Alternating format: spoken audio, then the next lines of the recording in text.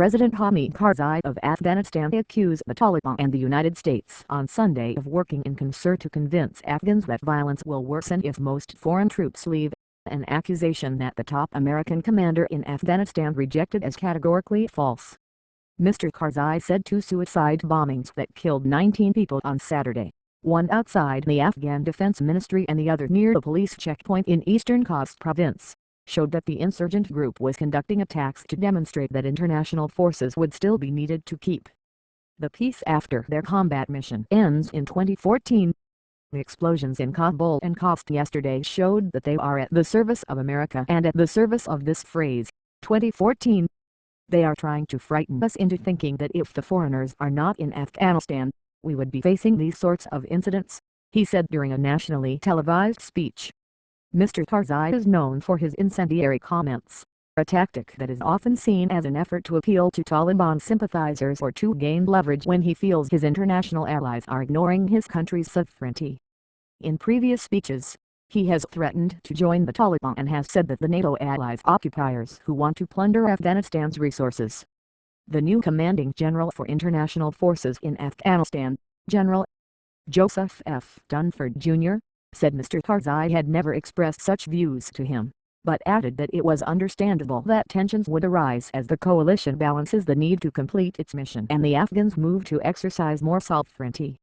We have fought too hard over the past 12 years, we have shed too much blood over the last 12 years, to ever think that violence or instability would be to our advantage, General Dunford said.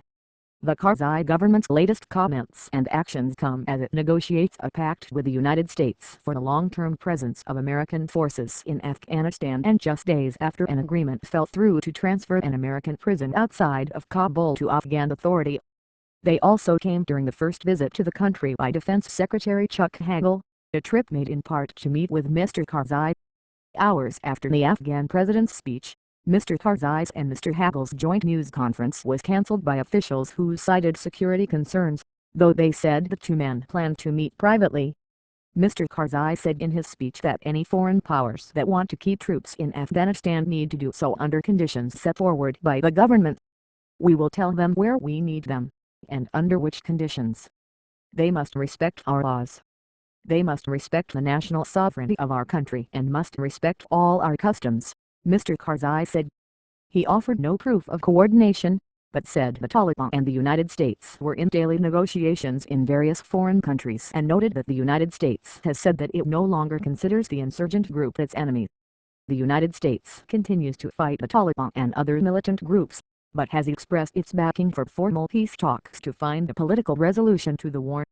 Mr. Karzai said he did not believe the Taliban's claim that they launched Saturday's attacks to show they were still a potent force in fighting the United States. Yesterday's explosions, which the Taliban claimed, show that in reality they are saying they want the presence of foreigners in Afghanistan, he said.